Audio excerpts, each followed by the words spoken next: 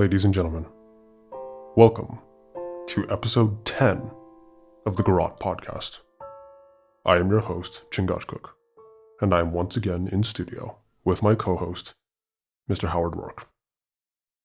So, Howard, instead of addressing the audience off the bat, I believe it will be more productive to instead address you directly, because I think this strategy will better facilitate your understanding of what it is I'm trying to get at in this episode. To begin with, the term that we are setting out to define in this episode is your term in every sense of the word, your. It has arisen from your writing projects. It is a term that you have been developing for a great many years now. And as a third party in terms of my own relationship to this term, I want to make it very clear up front that even in my own experience, I have found this term of yours to be extremely useful.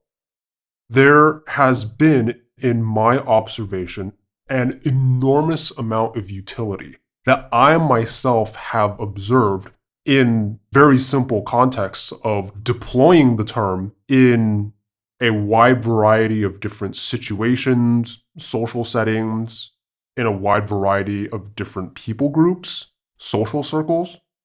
And it has always facilitated a level of discourse and inquiry that would, from what I could tell, otherwise be utterly absent if the term had not already been in my back pocket on hand, so to speak. That being said, I must also acknowledge that this term of yours is somewhat deceptive. Now, what do I mean by deceptive? It seems to be a term that is very simple because the etymology is so simple. To speak even more specifically, the term that we will be discussing today is perpetual interest.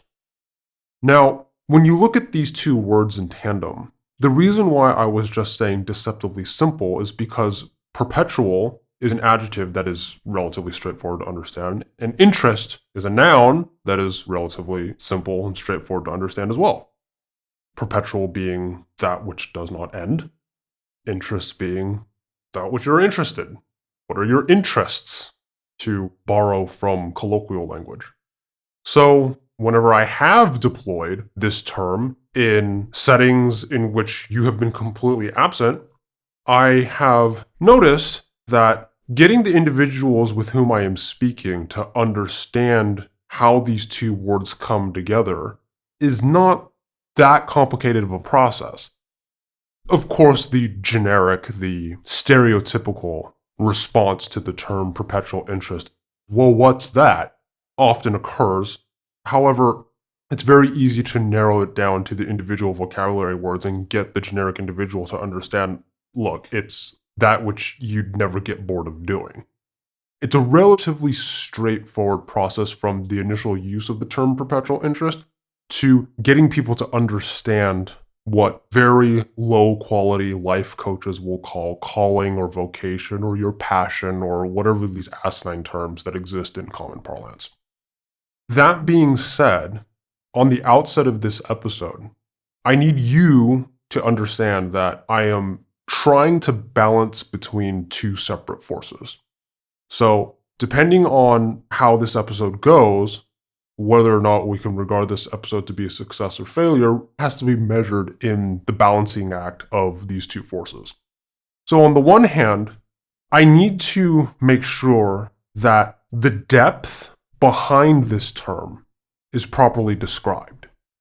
It's a term that is simple to proffer a definition, but a lot of its weight and a lot of its value comes from the content that stands behind what is on the surface a simple definition. Because there have been instances where I have encountered pushbacks when I've used this term.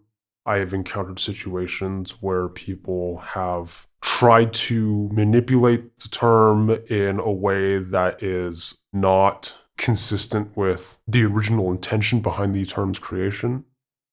And a lot of the power behind this term comes from the content that it can explain once you are able to articulate it. So all of that is to say that in the context of setting out to wrestle with this term, I think we need to acknowledge a proposition that I am explicitly suggesting here. And the proposition that I'm going to suggest is thumb up material regarding the term perpetual interest is too abstract for the generic third-party individual to sufficiently understand. It's a situation where if you only provide thumb-up material, it is very easy to create a situation in which the generic third party says, oh yeah, I know that, and then take it and run with it and go in a completely unhelpful direction. So that leads me directly to the second force that I'm trying to balance, and that is, I think there's a certain level of hand-holding that needs to occur for this episode. I want to make sure that we are doing everything within our power to prevent the audience getting lost.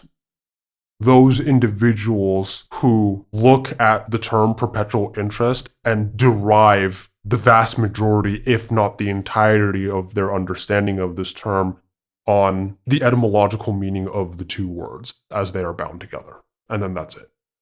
So, naturally, that brings us to a very thumb-down question: how to do this. I have a suggestion. Now, if you think my suggestion is the apex of nonsense, feel free to let me know, but this is what I'm going to suggest. I'm going to suggest that as a strategy, we first stay away from thumb-up material. That is to say, I want to start off by delving into the thumb-down story of how the term came into existence as a starting point, because I think that's the easiest place for the generic third party to enter into an inquiry into the meaning of this term. But there's another aspect of this as well. I myself, as I was thinking about this, don't actually know this story. For all the years that you and I have talked about perpetual interest, we have talked about its meaning, we have talked about its implications, for the most part, I'm pretty sure the entirety of our conversations revolving around the term perpetual interest has been in the realm of thumb up. I don't think you ever told me the story of how you came upon this term, how you created this term. What were you observing in your immediate environment that ticked you off to there being such a concept that existed? Presumably, I don't think you had this term when you were 4. There was a point in time, if we rewind the clock back far enough, where you had no concept of this idea. Well, the concept came into being gradually. Right, and so the strategy that I'm suggesting is, even just for myself personally, I would like to get into the time machine and take the tour of what it was that you started encountering from the time of your young childhood, and then as certain things just started happening, what were these sort of quote-unquote milestones that started the evolutionary process of this concept coalescing into your understanding? And then how it eventually turned into having a coined word in your own internal lexicon. And then from there, I think once we take that tour, I think that would be a very advantageous platform to then jump into the thumb up material of the thumb up definition of the term perpetual interest that can be committed to the record. And then from there, we can start investigating the thumb up implications of what that means, and also start delving into a lot of the pushbacks and problems that I myself encountered in those instances when I have attempted to use the term on my own in a variety of different social settings and amongst different people. All right. Well, we can see if this is something that's going to be productive. I'm not entirely convinced that this is the best strategy for describing this term, partially because I have used this term quite extensively, and I have explained it many times without the original story of how the term came to be, which is what it is that you're asking for to start with. So normally when I describe this term to someone, or if I use this term, I deploy this term, that's not where I start. That's not how I would do it. And that's not how I did it with you, which is also why you are identifying a kind of gap in the landscape. So I'm not entirely sure if that part of history is particularly relevant. If you want to start there, we can give it a shot. I would request that you help to keep the strategy organized because it's not something that I would typically do. So I want to make sure that we get to everything that we need to get to. I'm very clear on the roadmap, so there's no need to be worried about getting lost. Then I can respond to the things that you want to know more about. So I'll give you an immediate response. And again, this isn't normally the way that I would do this. So if this is productive or not, I'm going to need you to respond to what I'm about to describe in turn and either redirect it or ask me a more specific question. I can do that. So the term perpetual interest was something that I settled on when I was in college. And I had been basically going through a lot of my childhood, trying to figure out how to make things tangible that were not tangible. There were many questions that I encountered in my childhood, things I needed to be able to do that weren't laid out for me that I had to figure out how to do. And one of those things, in this case, was the question of how do you pick a college major? Had you been wrestling with this question prior to you getting to college, or was this a question that hit you at the point that you started going to college already? It was something that I started thinking about a little bit when I was in high school. High schoolers generally don't have a lot of ability when it comes to seeing into the distant future. So it was more of a question that I really started to look at more carefully when I started going to college. So a little bit, because the question of how are you going to choose a college major was actually something that everyone in high school was looking at. When you're planning on going to college, you have to pick a major. You can even declare your major before you show up to college. So which one do you do? There are a lot of majors. There are many areas of study at the university. By the time you got to university as a freshman, had you already declared your major? No. So you were undeclared. You started your freshman year of university with no major. Correct. Okay. And I, at the time, thought that this was fine because I was also told, if you know what major that you want, then go ahead and do that. But if you don't know what it is yet, then don't worry, you have time. So long as you declare your major by your sophomore year, you can take the first year to keep figuring it out and poking at different areas of study if you want to, if you don't already know. A lot of people already know, but if you don't know yet or you want to change it, you can do that at the beginning of college while you're still doing a lot of general education and you're not in your upper division classes. Getting your GE requirements out of the way. There's that, and then there are some other introduction classes within specific areas of study that you can take. So if you thought, for example, maybe that a certain area of study was going to be great, and then you take a couple of the introductory courses, and then you realize that it's not anything that you ever want to deal with ever again at the introductory level, then you're definitely not going to want to deal with it at the upper division level and beyond, because presumably your college major is also going to carry you into the job market. So the meta is such that when you are a kid and when you're a high school student, when someone is in college, the idea is that your college major is important because it's going to stick with you for a very long time. If you have a degree as your highest level of education, then your degree is always going to be in a specific area of study, if it's something above a high school diploma. And that means that there has to be a way to choose that specific area of study. So what began the road to this term was when I was trying to figure out the tangibility of answering the question of a college major for myself. So this brings us back to your freshman year of university. So you're a freshman in university and you're staring straight in the face of this question. Mm-hmm. What happened then? Well, what happened then was a possible way to answer the question. And one possible way to answer the question was to say, okay, a student that goes to university is going to spend years studying a specific subject. It's going to seem almost endless to them. A minimum of 4 Well, at the university it could level. be 4, but again, maybe you didn't declare until your sophomore year, so probably, I would say absolute minimum 2, maybe even 3. So we'll just say 3, 2 or 3 years. Very involved with a specific topic.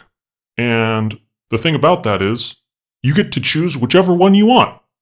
Which means if you hate the subject and you don't have to do that anymore, then don't do that anymore, presumably. Unless there's some other sacrifice of something that you're trying to make for the future, but you have to kind of already know what that is. I mean, even now, if you look at someone who graduates with a degree and they say, this is my degree, and I graduated with this degree, but I hate this area of study, that's a very peculiar situation. Usually someone that loathes an area of study doesn't pursue it long enough to actually finish the degree. What's supposed to happen, apparently, is that when you look at someone and you say, what did you study? And they say, I studied this area, that's an indication of something that they were interested in enough to be able to finish that degree. It's supposed to be an indication of something that someone wants to be a part of. And a lot of times people get degrees because they want to be a part of those degrees, and then they end up getting a job that has nothing to do with those degrees, but that doesn't have anything to do with the level of interest that they had when they were studying this thing. So there's an obvious stereotype of someone who gets a degree, and then they get a different job, and then someone looks at them and says, well, why are you working this job when you got this degree in this other area of study? Is that some indication that you've given up on your dreams? All I need for this is the fact that it's not the standard scenario at all for someone to finish a degree and say, finally, I'm done with this degree. I never want to see this subject again in my life. Typically, the expectation is now that you finished your degree, you have something to offer that is of value in that subject that you can take to the marketplace, get a job in that area, and that you can make a living and support yourself financially from this area of study. It's almost like there's this expectation that that's what ought to happen. You have a degree, you should get a job in your field. It's kind of the social low resolution way of saying that. And yeah, it's a kind of social expectation. I would argue very strongly that the tangibility of making that work is not obvious, but that's outside of the scope of this discussion. So you're a freshman in university, you're staring at the giant catalog of available majors that you can declare, and you seem to be describing for me a situation in which you don't know how to make the decision, and you don't know how to proceed. Well, I don't at the time. I don't know how to proceed. And the way to subcategorize these decisions, there are a couple ways that you can do it. You can try to get a degree in an area of the marketplace where you think that there are going to be job openings. You can get a degree in something that you're more interested in, despite the fact that it might be more competitive of a marketplace. The first option would be representative of the stereotypical tiger Asian parent forcing their kids to get a major in medicine or law when they go to university. You need to be a doctor, you need to be a lawyer, because that's where the money is. I would say that that's a general stereotype that I've encountered, sure. You major in X because X is what gives you money. Right. You major in X because X gives you a job in this field, and this field makes you money. Correct. So there's a way to do that, maybe. But there's also this other problem that I was presented with at the same time when I was a freshman in college that I was trying to reconcile. Which was what? How do you have a job that you don't hate? Because I was surrounded by people who worked diligently and, for lack of a better way to describe it, they hated their jobs. And their advice was, don't do the job that you hate, even though that's what I'm doing. It's bad. So if you can do a job that you don't hate, then you won't have to deal with the problems that I wish I didn't have to deal with. So you're referring to the adults that were in your immediate vicinity prior to you going off to university? Yes, and generally speaking. Okay. So the one question that you were facing down as My parents. Freshman in university turned into 2 questions. You were trying to figure out a way to answer the question of how do I choose a college major without ending up in a situation in which I hate my job. You can get there that way. That's fine. Because a college major leads to a job, and I don't want to hate my job, Therefore, how do I choose a college major so that I don't hate my job? You have to equate college major with job. That's fine. So very quickly, it seems to me that you were basically describing to me a situation in which the parameters surrounding this question are very rapidly becoming more and more stringent. Well, there are the parameters at the time, which would be the viable majors that are available, the viable majors that are available that I wouldn't hate, and then the parameter of time where you have to choose it by the time you're a sophomore. Mm-hmm. Is that what you mean? Well, yeah. So then what was your first measurable breakthrough in your process of wrestling with this question? Because you're describing a situation for me in which at the time when you were wrestling with this, you were on the clock. Sure. Time was ticking. It was, but sometimes the most efficient way to deal with that urgency is to disregard it. But my breakthrough, I would say, was when I asked myself the question, there are many college majors, but I can only choose one area of study for my undergraduate degree. So if I think of a college major as an area of study, then the question that I posed to myself was, if there is one area of study that you had to choose, because you might be interested, me, freshman year of college self, in several areas of study, but you still have to narrow it down to one. You can only choose one, which means you have to give up all the rest of them. Are you willing to give up A for B? Are you willing to give up A for C? There's a way to form the hierarchy there in terms of the list of viable college majors, and the question was, what would I be interested in and never get bored of? Was the parameter that I set. If there was one thing that I had to choose and disregard everything else, what would be that one thing that I keep? And that one thing that I keep would be the thing that I can always know more about, that I can always learn more about, that I'm always curious about. The more information that I encounter, the more curious I become in terms of that feedback loop. And it doesn't stop. So what is the thing that I can expect myself to always be interested in for the rest of time? So that parameter arose out of the fact that you could not say, I want to major in everything. You can't say I can major in everything. You can only pick one. Right. And so that's why the parameter exists. The parameter? Right. The parameter of what would you be interested in learning more and more about and not get tired of it. Because if you have college major A and college major B, and you can study college major A and never get bored of it, but if you do college major B for 2 years, you're going to wind up hating it, you're done with it, then that would seem to be that it would be better for you to choose college major A over college major B. Give up B for A. Well, right, because that would lead me, in the situation of the college major, if we equate that with a job, to be in a situation where I'm working and getting paid at my job, and I'm always curious and I'm always interested in my job. Therefore, if I'm never bored at my job, that was a way that I made the intangible statement tangible that came to me in the face of, oh, well, if you just do what you love, you'll never work a day in your life. It's like, what does that mean? You've never done that. You don't know how to do that. You're tasking me with figuring out how to do that. This is you being the adults in your life at the time. Yes, the adults in my life at the time giving me some kind of cliche. And my looking at that cliche saying, okay, well, I'm trying to take that seriously, but I can't. So is there something here or not?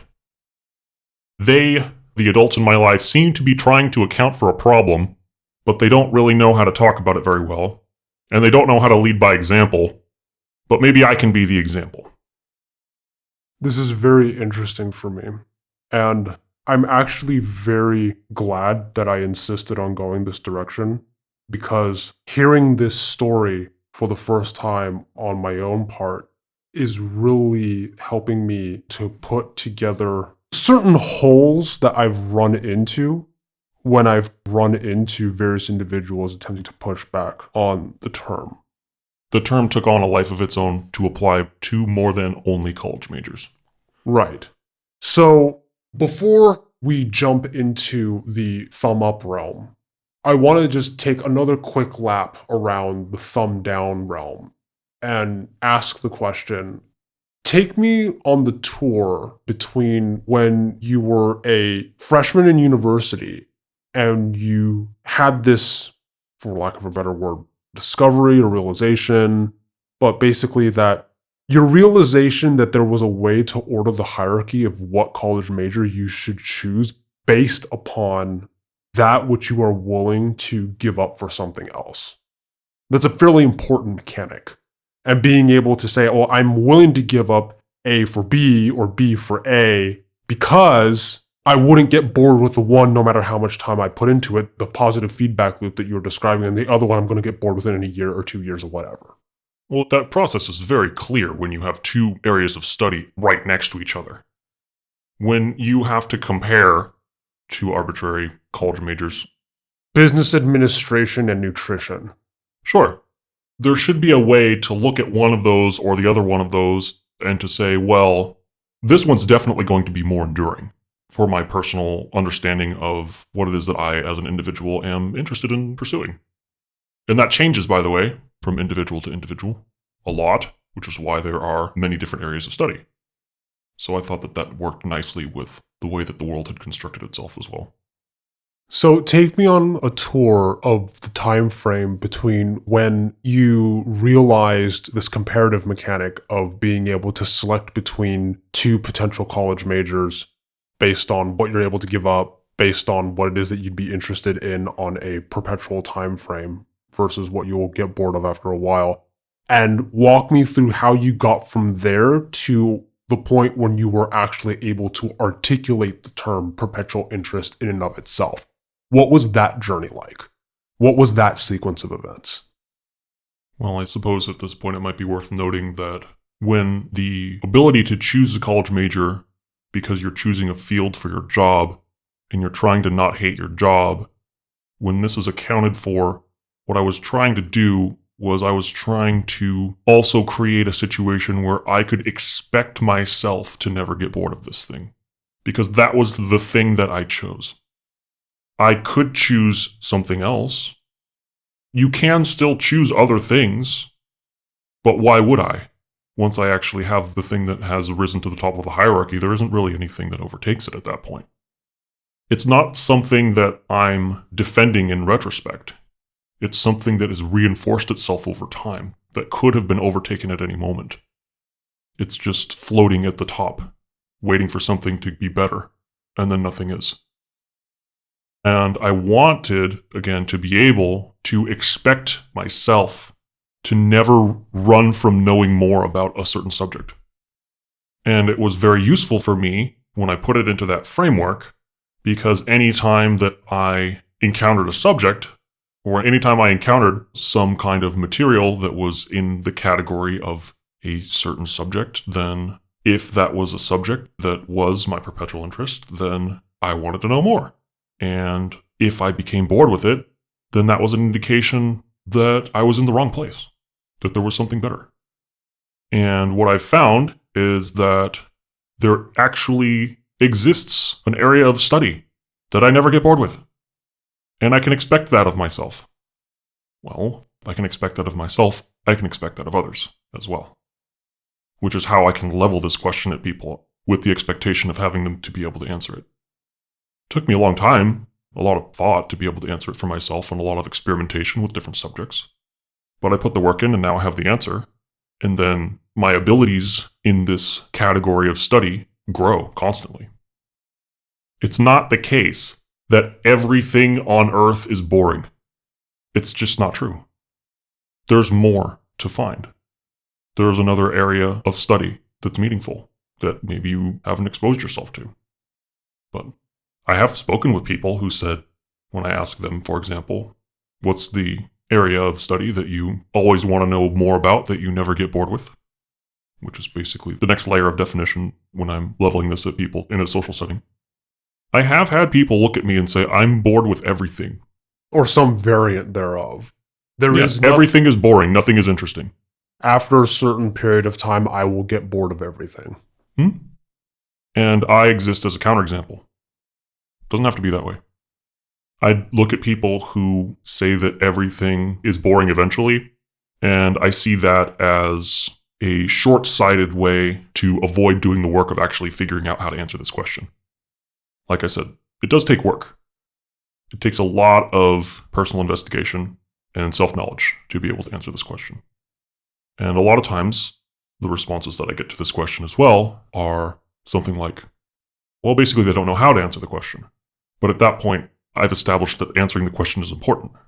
So it opens someone's eyes, so to speak, to an area of responsibility that they've neglected because they believe themselves that they ought to be able to answer this question, and they can't. And that gives them an indication of, oh, I should probably actually figure this out. I can't answer you now, but I agree that I need to have an answer, which is part of my ability to expect it of them. I think I answered past your initial question.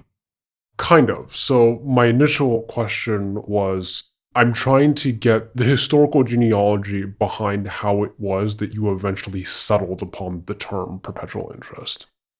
Starting from the time when you discovered the mechanic of being able to make a selection by being able to make binary cross comparisons of your various options and then seeing how the hierarchy shakes out. Well, to be fair, I do have a binary selection process of making cross comparisons in order to generate a hierarchy, but that's not what I was doing here. So that's actually something that I didn't start doing until later in college, after the term perpetual interest was already established. Was when the actual strategy of the binaries, of basically setting something up as a binary and then choosing one, that was developed at the end of my time in university. So I'm using that as an example because it just makes it very clear when I layer that binary selection strategy onto the history. But I can't say that that's what I was doing. Then let me rephrase my question this way.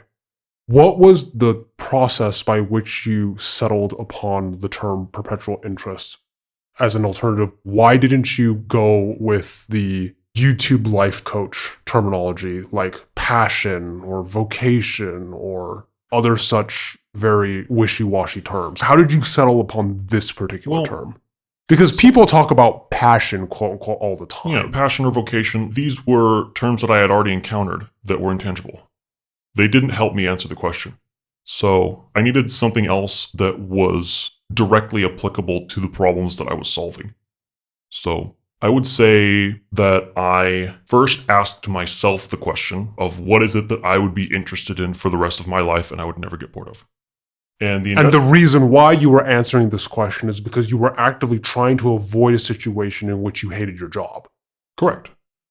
And then the thing that I would never be bored of would be the thing that I declared my college major to be. And then when I have a college major that I'll never get bored of, then that means that I like what I'm studying. And that means that whatever I'm going to do for work is going to be a consequence of that. And I'll never get bored of my job, which is how I'm accounting for someone who says, don't do what I did and hate your job. So someone says to me, don't do what I did or you'll hate your job. And I looked at that and I tried to figure out what that means. And this is what happened. So I asked myself this question, partially out of curiosity as to whether or not it was even something that I could answer. And it led me to a couple of different potential answers, and then those were narrowed down even more. And the answer itself kind of evolved over time a little bit. It's mostly solidified. But when I found that I could answer this question for myself, that was when I found that I could ask this question of others. And I was now the living example that it was possible to answer the question decisively, and that it was valuable to do so. The answer to this question led me to be able to say, this is exactly what my college major ought to be. So I wanted to ask other people, do you know exactly what your college major ought to be, or have you not thought about it enough? And when I started asking people, that's what got me to the point of trying to explain what on earth I was talking about with this question. Because nobody ever asked me this question, so presumably no one that I asked has been asked this question, at least not in the way that I was formulating it. So, of course, they were going to look at me and say, what are you talking about? Because I myself knew that I was trying to explain something that I had just generated for myself. That created a situation where I asked different people this question, the best way that I could formulate it. Every time I had a conversation, the definition got more concise, and the description and the follow-ups to whatever responses came back to me, my responses were more on point. And it got to the point where the way that I described the question that I was trying to ask was essentially, I would ask them some form of, what are you interested in always knowing more about that you'll never get bored of? And the term that I settled on as a more condensed form to ask that question was, that which you would never get bored of is that which you are perpetually interested in. So the term got forged out of my trying to talk to other people about this concept. You're perpetually interested in that which you never get bored of. So then the question became, what is your perpetual interest? Then that's how I unfolded perpetual interest into the thing you'll never get bored of. I see. So I just want to make sure I got the sequence of this right. So it started off with, you are perpetually interested in that which you never get bored of. So the term began its life as an adjective to describe a condition that you had already found for yourself. I am perpetually interested in X because I never get bored of X. And all the consequences of that. Right. That seems correct at the moment. And then I'm just trying to make sure that I do due diligence on the genealogy of this. That's fine. It's your line of inquiry. Like I said, this is the first time I've actually dug into the thumb down genealogy of how this entire evolution took place. So the statement of you are perpetually interested in that which you never get bored of then took the adjective perpetually interested in and turned it into its own freestanding noun, perpetual interest. Mm-hmm. My perpetual interest is. Right. And that's the reason why the definition of perpetual interest is that which you never get bored of, because that which you never get bored of was actually the condition that you were identifying at the time. Correct. Okay. That's how that happened. And just to be abundantly clear, from that point up until now, particularly given the history of its use within our own parlance, is that the thumb up definition that has stuck all these years? Or is there another layer of evolution that I'm not accounting for in the chronology? An area of study that you always want to know more about that you never get bored of. I think that would be the thumb up definition that I would reach for. All right, this is extremely important. So a perpetual interest is an area of study that you always want to know more about. Okay, so and that you never get bored of. Which means if you got bored, ever, disqualified. Okay, here we go. Tell me the story of how the phrase area of study got into the definition. Because is this just to say the reason why an area of study got into the definition is because of the context of your freshman self trying to figure out what college major to pick? The area of study is the college major. Right. So basically, area of study is accounting for college majors and other things like college majors. So it has to be able to qualify as the definition of that which could be a college major, which could already exist, but this is also accounting for the fact that college majors had to come from somewhere. So there can be additional areas of study that are not yet in the catalog that would absolutely qualify. So it would be the thumb up catalog as opposed to just the thumb down catalog. So okay, sure, it would connect the potential areas of study with the particulars of the areas of study that already exist. Okay, so at this point, I have to tread very carefully because now that we have this definition, and just for abject clarity, a perpetual interest is an area of study that you always want to know more about and that you never get bored of. We are right at the threshold in which I have run into two different road bumps in the context of speaking about this topic to others, to third-party individuals. Let's talk about the college major one first, specifically an area of study clause of the definition. Maybe I'm about to answer my own question here, because in the past, when I was speaking about perpetual interest to other people, I would say that which you never get bored of, as opposed to specifically an area of study that you never get bored of. You need that parameter. It's really important. Because one of the problems that I was running into a lot of the times is that when I would ask a variety of individuals, what is your perpetual interest? They would come back with these pronouncements that don't work. And one of the reasons why they don't work is because it's not a college major. Let me give you an example.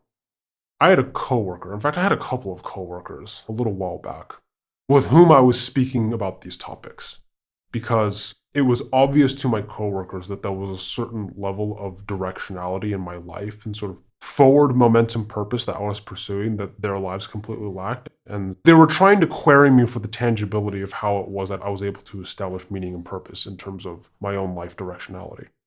How is it possible that you have so much utility? How is it possible that you know exactly what it is that you want to do with your life? There's so much utility in actually having an answer to this question. Well, yeah, and that's what I was saying in the introduction. Yeah, it makes it look like you are some magic person that somehow knows something that everyone else doesn't know. But it's not magic at all. I don't want to lose the audience here. So one of the problems that I was running into with these individuals was I would ask them, what is something that you would always want to do and never get bored of? And this particular individual that I'm thinking of basically came back with an answer that amounted to a life of indolence and consumption. Basically saying, oh, I just want to consume media. I just want to watch movies and TV shows. I would never get bored of watching movies and TV shows. And I was like, okay, number one, you're lying to yourself. If that's all you can do, number one, you're lying to yourself. Number two, another problem is that's not a college major. And then the retort that they would throw back at me is, well, why does my perpetual interest have to be a college major? Why is it that I cannot be perpetually interested in something that has nothing to do with a particular area of study? Why is it that I cannot dedicate my life and always be interested in something that has nothing to do with study? Well, there are lots of ways to answer that question.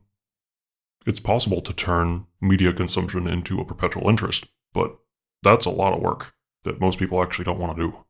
Because now we're in the realm of people who have such an exceptional taste in what it is that they're consuming that they can competently write reviews that people actually want to look at.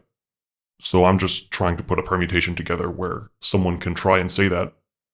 One of the most interesting things, too, that I think is definitely worth noting in a social setting like this, or a social setting at all, whenever I pose this question to an individual, it's very convenient to me when someone actually gives me an answer at all.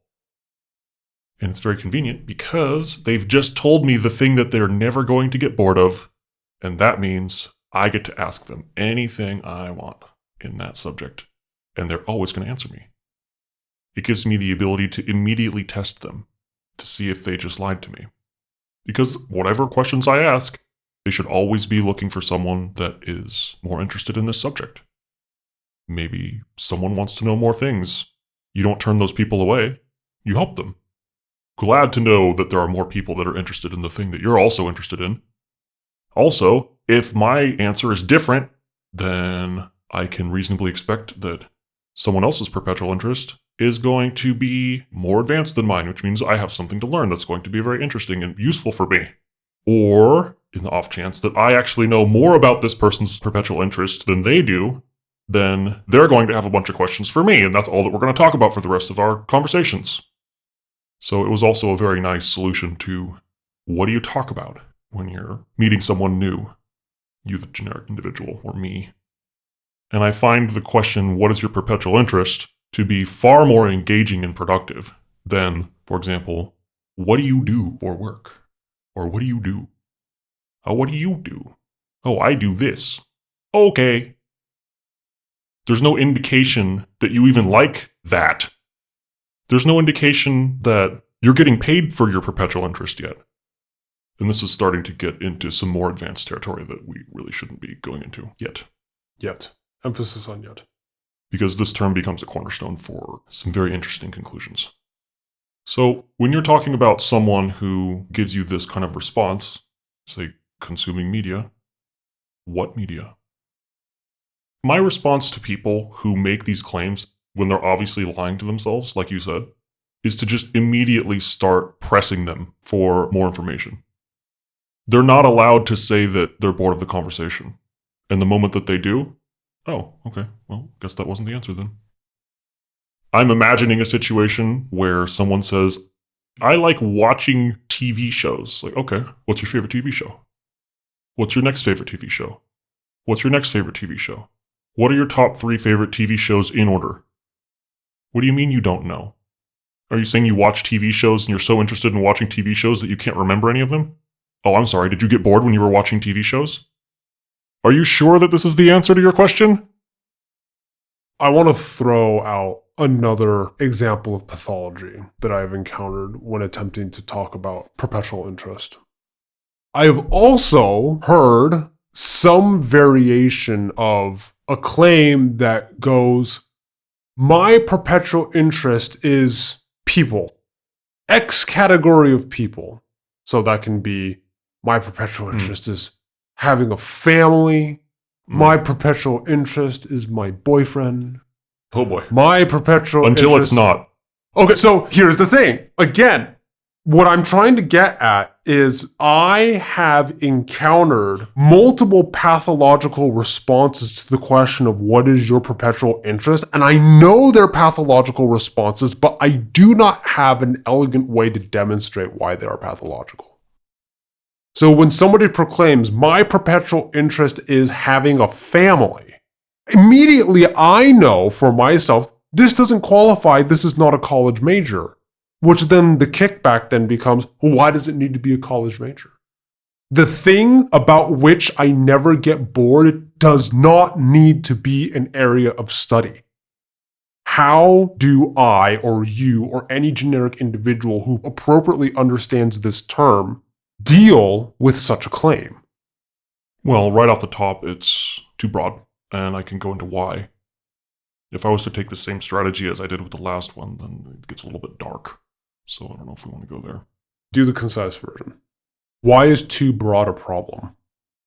Well, too broad is a problem because you need a way to be decisive about the actions that you're undertaking and whether or not they fit into a category. Because there are things in this category which you will get bored of and things in this category which you will not get bored of. So if the category contains both of those, it needs to be subdivided.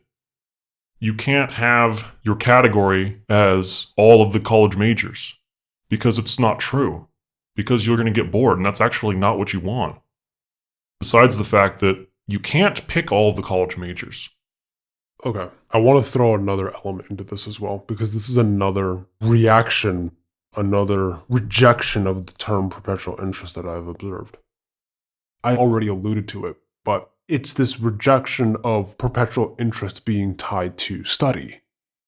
I have personally observed individuals launch into venomous tirades against the educational industrial complex, tirades against university education, launching into entire vehement proclamations that basically amount to declaring the university system to be an inhibitor to true knowledge, self-actualization, self-improvement, whatever you want to call it, and that the idea of tying that which you dedicate your life to a college major as being a fundamentally asinine combination.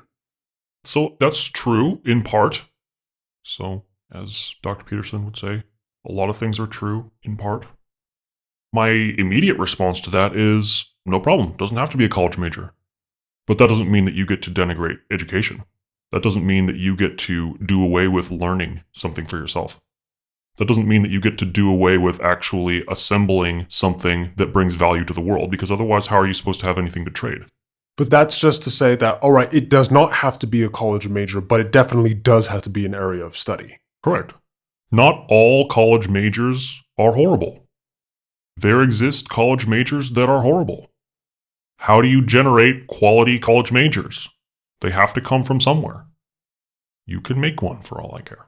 It just has to be sufficiently limited so that you know what is or is not in this category. Because you're trying to limit it in such a way where you never get bored of these things.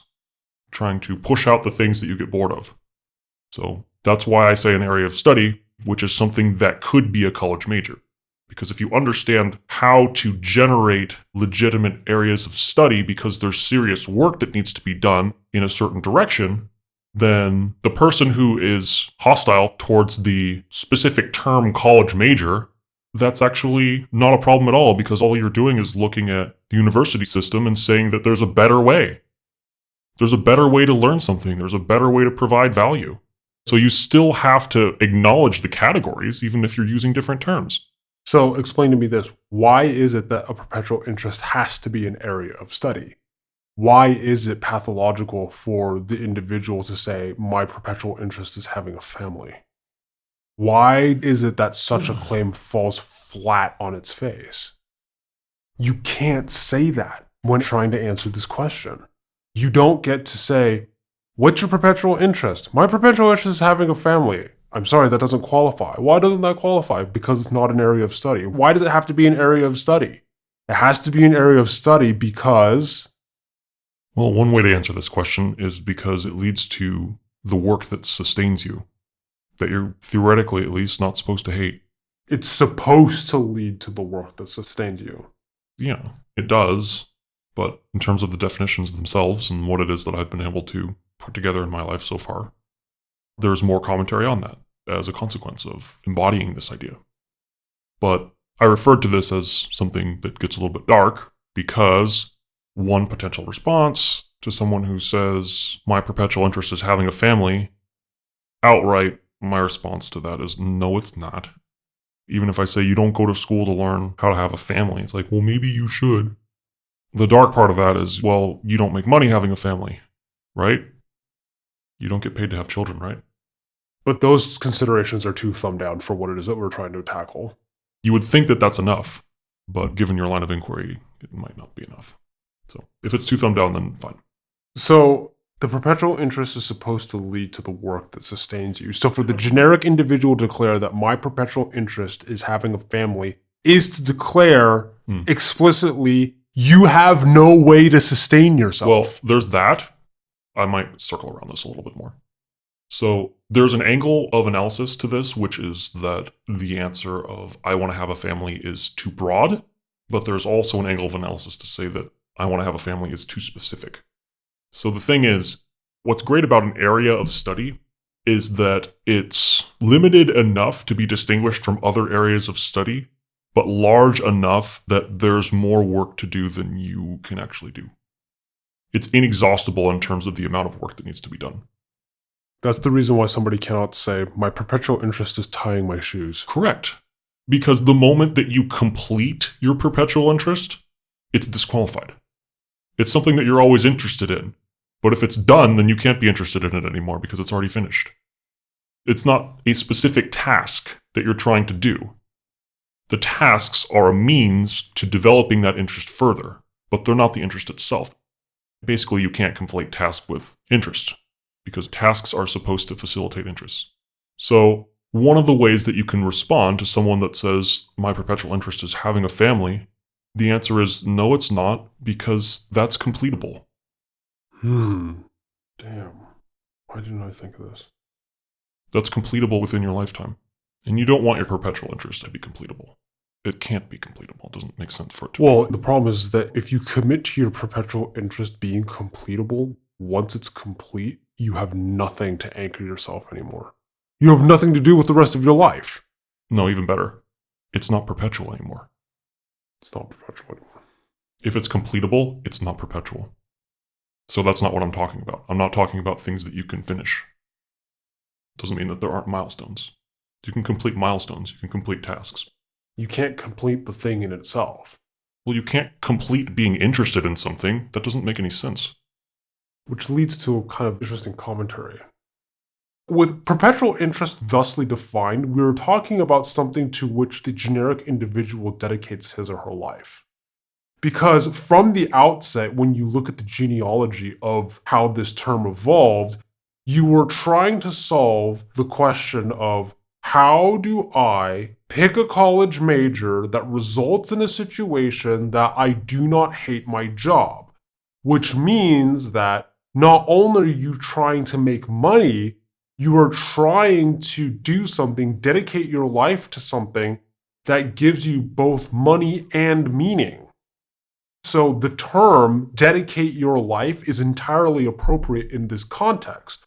So given that, What this means then is that the thing to which the generic individual should dedicate his or her life is something that can never be completed. It's infinite. There's always more to do. You will never be done. That doesn't mean that you don't finish anything. That's a different claim. Like I said, you can have milestones, you can have tasks that you complete, but these are all pieces of order that you have brought out of an infinity of chaos. So that's just to say that it is extremely imperative to separate the term task from the interest itself. Yeah. Because, like you said, you can complete tasks. You can have things to show for your work. You can have work to show for yourself. You ought to have work You to show ought to. for yourself But if you're actually interested in this For thing. the audience listening at home, what this means is you cannot conflate task with interest.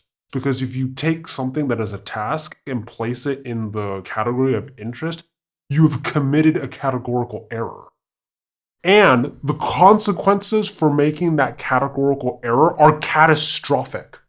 Yeah, you've just defied the term by introducing something that's not perpetual. What I'm trying to poke at is generic individuals don't get to scoff at the term. They don't get to say, oh, well, you've just defined something into existence that I actually don't have to deal with. No, you have to deal with this. I'm going to pull an analogy from formal academic philosophy about the ontological argument. A lot of the retorts against the ontological argument is the criticism that states that the ontological argument in all its forms basically is cheating because it defines God into existence. But you can't do that. You don't get to say, oh, I'm going to define something as such and such, and then therefore it's real. What I'm trying to acknowledge is that there will be those individuals who say, I will put a task in the category of perpetual interest, and despite the fact that it is not perpetual, despite the fact that it is completable, it doesn't matter because my placing of a specific task into the category of perpetual interest is just as viable as putting an area of study in the category of perpetual interest. No. What I'm trying to hammer home here is that if you make that categorical error, you will suffer very serious consequences. That's not something like, oh, I choose chocolate and you choose vanilla.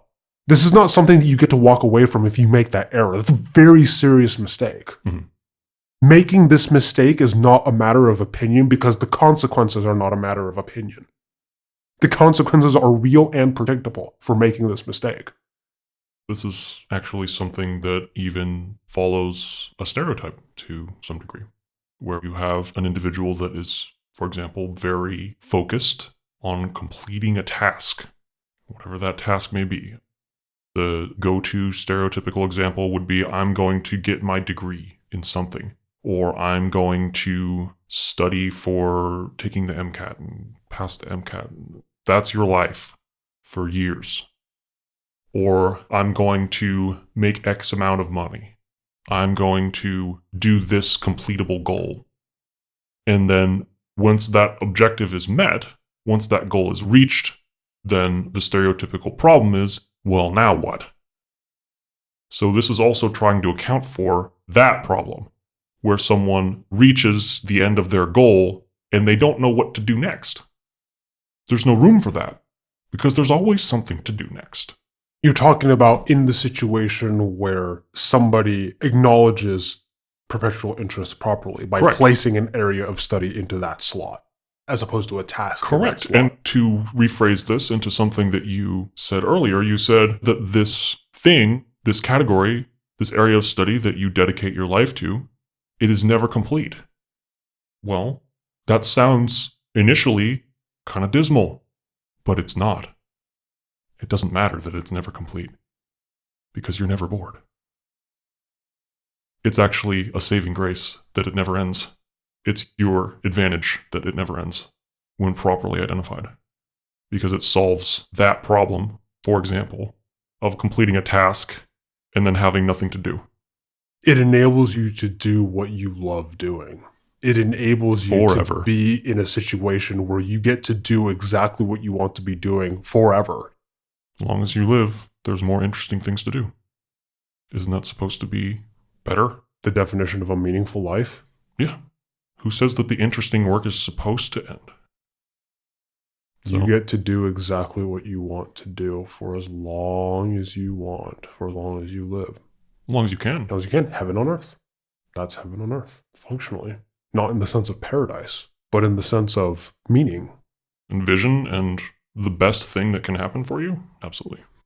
The consequence, the generic individual, and that I hope that the audience at home can follow, is that if you make this error, if you make the error of placing a task, a specific task, in the slot entitled Perpetual Interest, you achieve the thing, and like you were saying, the entire world comes crashing down. If I only had this nice car, then I would be happy. And then you get it, oh, now what? And I'm not happy, and I don't know what to do. Seth MacFarlane has a cartoon short on YouTube. And the premise of this cartoon short is Wile E. Coyote and the Roadrunner.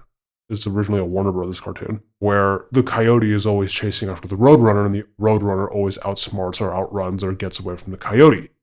And the premise of this cartoon that Seth MacFarlane made was that at the very opening of the cartoon, it's the classic setup of the coyote setting up a trap for the Roadrunner, and it works. The coyote kills the Roadrunner, and the coyote can't believe himself. It's like, oh my God, I got it. I actually got it. And then the scene cuts away where he's having this massive celebration. He has the Roadrunner in the oven, and he's eating freshly baked bird meat, and he's telling all his friends, and he's having a party. He has one of his other coyote friends together to enjoy the celebratory meal. And then his friend asks him, wow, this is fantastic. You've been at this for years. You finally got it. So what are you going to do now? Right. The coyote pauses like, well, I don't know. I've been after this Roadrunner for so long, I haven't really thought about it. And then his friend says the really dumb asinine answer. I'm sure something will come up. I'm sure you'll figure it out. I'm sure you'll figure it out. And then it cuts to the next scene where it's like the coyote has been in his apartment for months. He's overweight. He's drinking. He's watching television. He has like a week-long 5 o'clock shadow. Nope. And the rotting carcass of the Roadrunner that he never cleaned is still just sitting on the table like Miss Havisham from Great Expectations. And he's just like picking his teeth with It's kind of a trophy at that point. Yeah, it's kind of like a trophy at that point. It just, but it's a rotting trophy. Exactly right. It's a rotting trophy. And I strongly recommend that the audience go to YouTube and find the Seth MacFarlane cartoon short. It's just like a single standalone thing, but it gets really dark really quickly. Well, that's what happens when you don't know what to do next.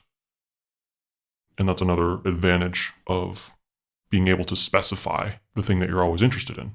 I must interject for the sake of absolute clarity. That is the advantage of being able to specify the area of study you are always interested in. Okay. Only things that qualify as areas of study are things that will never end. Okay. So, an advantage to specifying accurately the area of study that you, the generic individual, would always be interested in knowing more about that you would never be bored of. Another advantage to that is that you always know what to do next, and you can expect yourself to know what to do next. There's a cross-examination point there that says, one solution to a lot of these problems, I brought up the example of, well, if I only had this thing or this car or this boat or whatever, or this Roadrunner, then I would be happy. Or this boyfriend or this husband or this family or this whatever. Sure. If I only had this girl, I would be happy. Well, one area of cross-examination into this is the claim that this isn't about happiness, it's about responsibility. Meaning lies in responsibility. So, if you're not happy with something, then one serious thing to consider is to take more responsibility than you're currently doing. Which comes directly from the good Dr. Peterson. Absolutely. And that's actually a really good segue into another point that I have here in my notes, is that one of the things that I really like about the term perpetual interest, just in the history of the two of us using it amongst ourselves, is that Dr. Peterson has this lecture series from the time when he was at University of Toronto about choosing your limitation. There's one video on YouTube where he talks about the process of becoming an adult is inherently a process of choosing your sacrifice. Choose your sacrifice, choose your limitation, choose what it is that you are going to give up, because it is through that constriction process that you actually enter into adulthood. And he talks a lot in this particular video, and somebody did like a time-lapse drawing animation video that went along with this particular talk of his as well. He talks about the Peter Pan story, and he talks about the problem of Peter Pan always being potential. But that's all he is. He never leaves being potential. But the problem is that if you are only ever potential, that means that you're nothing, because you never actually actualize into anything. And that's the reason why Peter Pan, the eternal child, is the king of the Lost Boys. And Dr. Peterson talks about how you have to choose your sacrifice, because if you don't, your sacrifice will choose you. Everybody has to pay. Everybody has to have a limitation. You can either choose what the limitation is, or the limitation will choose you. And in that particular video, it's very vivid because he talks about the problem of overgrown children. He talks about the problem of turning 40 and still having no idea what you're doing with your life. The problem of being a 40-year-old child and the mechanics of what that means. Because, 40-year-old child exists in unarticulated understanding within common modern parlance, but it was only really, insofar as what I've seen, Dr. Peterson being able to really dig into the meta of what it is that actually means. Being a 40-year-old child is basically a 40-year-old who never chose their limitation, who never chose what it was to commit themselves to. Area of study, perhaps? Or do you just want to say, I want everything. I want to major in everything. I want all the things. I don't want to choose something specific. I don't want to give anything up because I want it all. And so I'm just going to remain this bundle of potential, because if I just remain a bundle of potential, I can be whatever I want. Well, that's how you bring the thumb down on why those statements are so childish to make. One of the things that I've heard in discussions of things like perpetual interest, and even on my own, even though I didn't have the appropriately complete definition of the term perpetual interest in my previous conversations with various individuals, one of the things that I was doing for a while was that, particularly after I saw this particular YouTube video from Dr. Peterson, I started cross-examining and cross-referencing these two ideas. Basically, Dr. Peterson's commentary about the overgrown child and Peter Pan with the idea of perpetual interest. And one of the things that I heard some individuals say when talking about this was the proclamation that states, adulthood is overrated. Why grow up? Being an adult is dumb. I want to be a kid, be whatever I want. And thankfully, when I came across this was at a point where I had already seen Dr. Peterson's video. And I just looked at this person and I said, you don't have a choice. Time is coming for you. The crocodile, which Dr. Peterson identifies as the dragon of time that already has a piece of you and is ticking away, and that's the reason why Captain Hook, the one adult in the entire Peter Pan story, is so terrified of it. The crocodile is coming for us all. You are either going to choose your limitations, or you are going to wake up and get walloped with limitations that you really would have rather you could have exchanged for something else. Choose your sacrifice, as Dr. Peterson says. You will pay a price. You can pay the price that you want to pay in exchange for what it is that you want. Your perpetual interest, that's the constriction. Face this dragon voluntarily. Face the dragon voluntarily. And yes, it is a sacrifice. Yes, by choosing your limitation, you are foregoing the ability to be whatever it is you want. You are stuck within a specific thing. But from that, once you go through that constriction process, the world opens up on the other side. You then grow, not as a child, but as a functioning adult human that brings order out of chaos, that improves the world, not just for your own life, but for the people around you and then your community and your society and on out. And at this point, I'm just paraphrasing Dr. Peterson. But again, That's just to say that when I look at this term perpetual interest, and then when I look at Dr. Peterson's commentary, I started seeing a lot of parallels. And the personal conclusion that I came to was that these are two different angles of getting at what is essentially the same thing. You, the generic individual, are not going to get out of making this decision. Well, there is a direct parallel there to face the dragon voluntarily, or it will strike you when you are at your weakest, which is just the same thing that you were saying. You don't want that to happen, so you should choose when to fight the dragon. It's not a matter of whether you get to fight the dragon. It's the time and place of your choosing versus surprise. It's disaster. The worst possible time, and the time is now. Disaster is coming for us all, but you get the choice of when you face the disaster. You can choose to face the disaster prepared, or, as you said, when you're at your weakest and it will come to you. You don't get to put it off. It's better to do it voluntarily. Considering the logos and the best option, there's nothing that compares to doing this voluntarily rather than putting it off, if you're actually asking the question of what's best. My perpetual interest is X. It cannot possibly be X. Why not? Because X is not an area of study. Why does my perpetual interest have to be an area of study? Because if you put anything else in that category, the consequence is disaster. Because it's either too broad or too specific. If it's too broad, then it destroys the interest, because you're going to be forced to include things that are boring. You're going to be forced to include things that you hate. Correct. And if it's too specific, then you destroy the perpetual part. So there's a nice little bit of symmetry on the term there. You're either going to be stuck doing what you hate, which is going to sap meaning from your life. Not interest. Or you're going to be stuck with having it be done, and there's going to be no more meaning left because there's nothing left to do. Not perpetual. Not perpetual. So the scope is actually laid out by these two terms. They're the upper and lower threshold of what is necessary. Correct. It's either not an interest or it's not perpetual. Just to say it again, because it's so nice, it's so concise. Clean. If it's too broad, it's not an interest. And if it's too narrow, then it's not perpetual. Both end in disaster. Oh, yeah.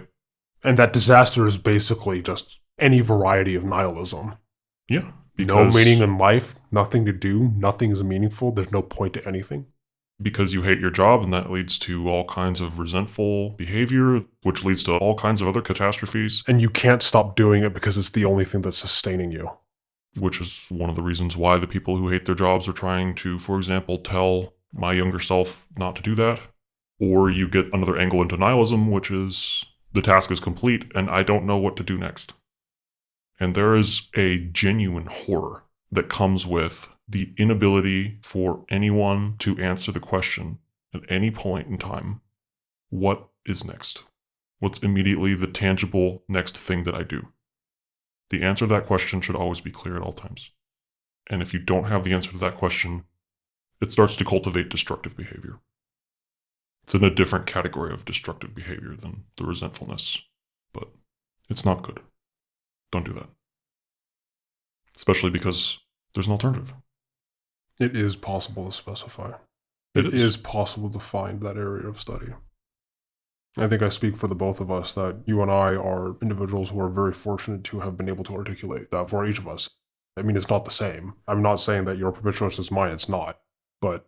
Correct. So we have different answers, which is also part of what enables friendship, in terms of if we respectively know as individuals what the other person never gets bored of, there's always something to learn and there's always something to try and help with that's always going to be appreciated. I want to emphasize, particularly for the audience sitting at home, we are by no means suggesting that in order to have a community, in order to have friendship, you can only be friends or have deep connections with people who have the same perpetual interest with you. No. Oh, absolutely not. You have to specify what it is. The magic lies in the specification. Right, because it enables value to be identified. So people with different perpetual interests, that's fantastic. Like I was saying even before, when I was having a conversation with someone and they would give me an answer at all, that gave me an open door to however many questions, the best questions that I can think of in order to test their answer, and something that would benefit me along the way. Somebody who has an area of study that they dedicate themselves to will, with enough time, develop their understanding of that area of study to a point of mastery. Having a master of something around is very useful. And that's mutually useful. You don't need everyone to be a master of the same thing. That's actually not the point of work and trade, where we have masters of different things to account for all the permutations and complexities of life as an individual. There are different things to account for. There are different things to work for. There's important work to be done. It's unlikely that someone has the same perpetual interest as you do, because individuals vary. Not all individuals are the same. That should be an easy enough claim to make. Well, neither are their perpetual interests. And good. So we need many masters of many things. And I, as a master of something myself, see the value in other masters, and they see value in what I'm doing too. Everyone can trade and bring order out of chaos. There's just a massive amount of universally applicable principles and self-referential coherency to the universalizability of specifying a perpetual interest. I did ask you to keep track of the accounting of what it is that we need to get to, so what's the status of what we need to get to? Accounts are covered. Accounts are covered. Okay. Wonderful. Anything That's what I like to hear. I'd like to say? I expect you, the individual listening to my voice, to be able to answer this question. What is your perpetual interest? What is the area of study that you can pursue, that you always want to know more about, that you will never get bored of? And you can only pick one. What is it? And you should know that whatever the answer is, I have a lot of questions. Sometimes to confirm that the answer is actually the one that you gave. Sometimes because there's genuinely something that I want to understand more, that I need to ask a master for. If you haven't asked this question of yourself, put the work into specifying this area of study for yourself. It is work, and it's different kinds of work depending on how you approach answering this question. But you need to settle into a decisive answer, and you need to settle into an answer that accounts for time in your own history. There's meaning to be had in taking on responsibility. And the answer to the question of which area of study is your perpetual interest is going to give you additional tangibility to the question of more responsibility where? More responsibility in this area of study, as much as you can manage. It's worth it. Ladies and gentlemen, this has been the Garrote. So, until next time, keep breathing, everyone.